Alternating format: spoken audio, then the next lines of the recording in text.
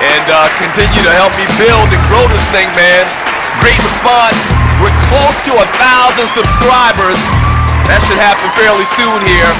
And people are liking it. People are loving it. People are subscribing and passing the word on it. All right, first show of 2014.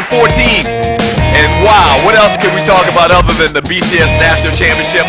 An incredible, yeah, I did call it incredible, an incredible come-from-behind win for Florida State. The Florida State Seminoles are your 2013-14 National Championship champions. Your BCS National Championship champions. And so, incredible performance, incredible game last night. Now listen, I'm going to be honest with you. I actually came on and posted and tweeted and put on Instagram and all those different, entities that I thought that Florida State would roll in this game. I thought that the SEC's run of dominance was going to be over. Not only was it going to be over, I thought that Florida State would win this game convincingly. I think I said by 17 points. And I really thought it could have been worse than that because in my mind, and you are listening to the Doug Stewart Show, in my mind, Florida State was the definite better team, even though they played in the ACC and not as a tough conference as Auburn does in the SEC.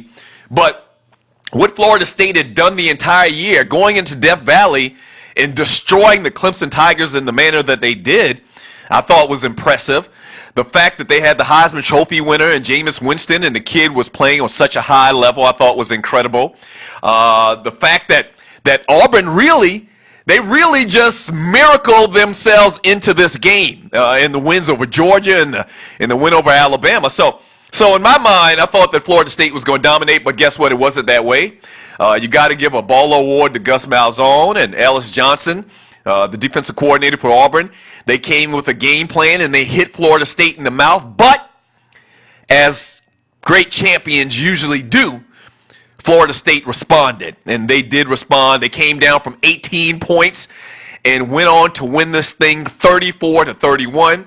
Your game's MVP was none other than Jameis Winston. The young man had been through so much over the year and came through as a champion, and he talked about that after this thing was over. He talked about the fact that they had never been tested the entire year outside of the Boston College game where they had to come back.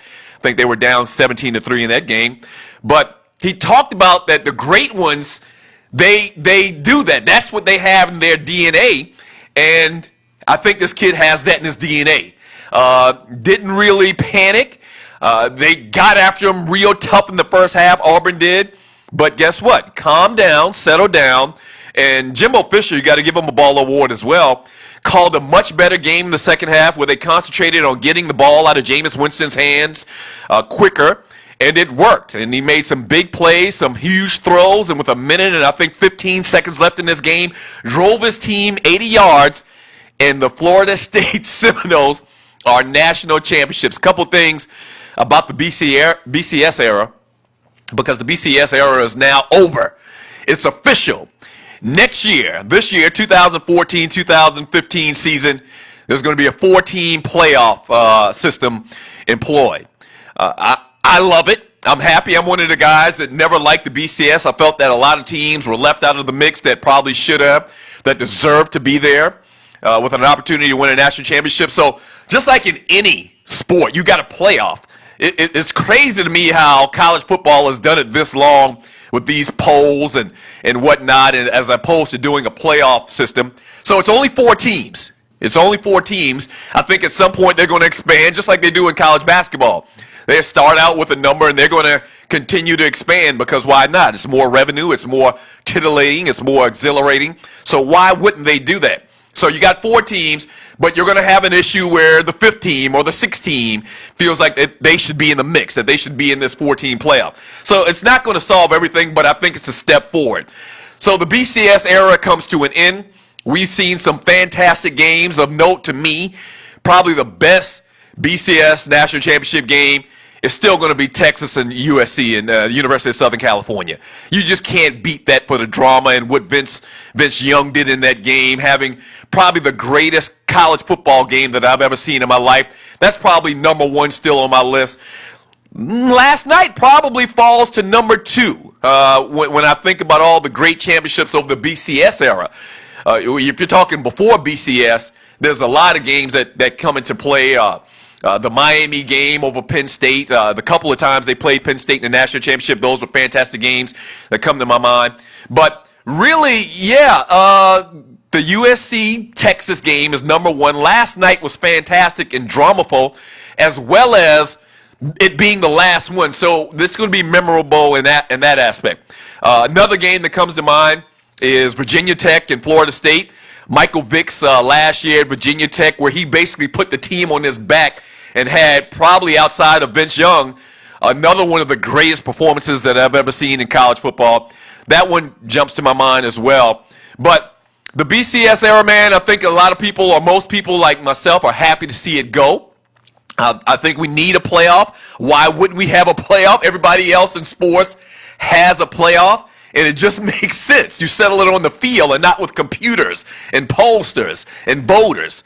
So I'm happy to see the BCS out, okay? R.I.P. BCS, all right? But, yeah, tremendous game last night. Congratulations to Florida State. They did it.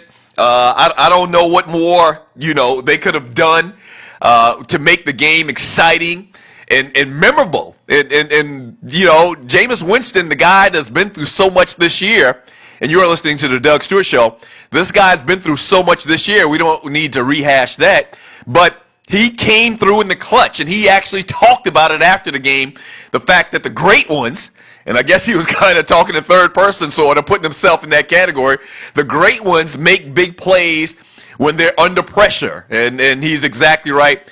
And no doubt this kid is a great one. His poise in the pocket, the way he manages the game, the fact that he just turned 20 years old on the day that they win the national championship, he wins the Heisman as a freshman, is just an incredible thing. It's just an incredible thing. This kid is bound for stardom. You better believe that. Too sad he can't come out this year because, that's another whole show. But if he had the opportunity to come out this year, 20 years old, there'll be a team that would draft him number 1. Okay, so right now, he's going to play another year. But you best believe if health and God allows, he will be the number 1 pick in the NFL draft come this time next year, all right, when he declares for the NFL. So great job, Florida State. Jimbo Fisher once again. I remember everybody was mad and the players were upset, and rightfully so to a degree, that they got rid of Bobby Bowden in the way that they did. But just like they did in Dallas when Jimmy Johnson came in as the head coach, when Jerry Jones bought the team, everybody was mad they got rid of Tom Landry and brought in, another coach, and the way that it went down. But when they started winning, it was all good. And I think because Jimbo Fisher had such great success so early, and is recruiting fantastic and getting guys back and getting that swag at Florida State, I think that everybody, the former players included, are going to be okay with Jimbo Fisher. Once again, congratulations to the Florida State Seminoles. What are your thoughts on the game? Email your boy, Doug at thedougstewartshow.com. You can also text me at 770-847-0536 and give me your thoughts. And hey, one thing, I need you to pass the word on the show. Continue to tell people. We're close to 1,000 subscribers, which is a huge milestone on the world of YouTube, all right? So tell people, pass the word, like the show, share the show, and the big thing is to subscribe. You see that little button down there? I need you to subscribe to the show. And whenever I do something, man, or talk about something in the world of sports or entertainment, you'll find out, you'll get to see it and chime in, all right?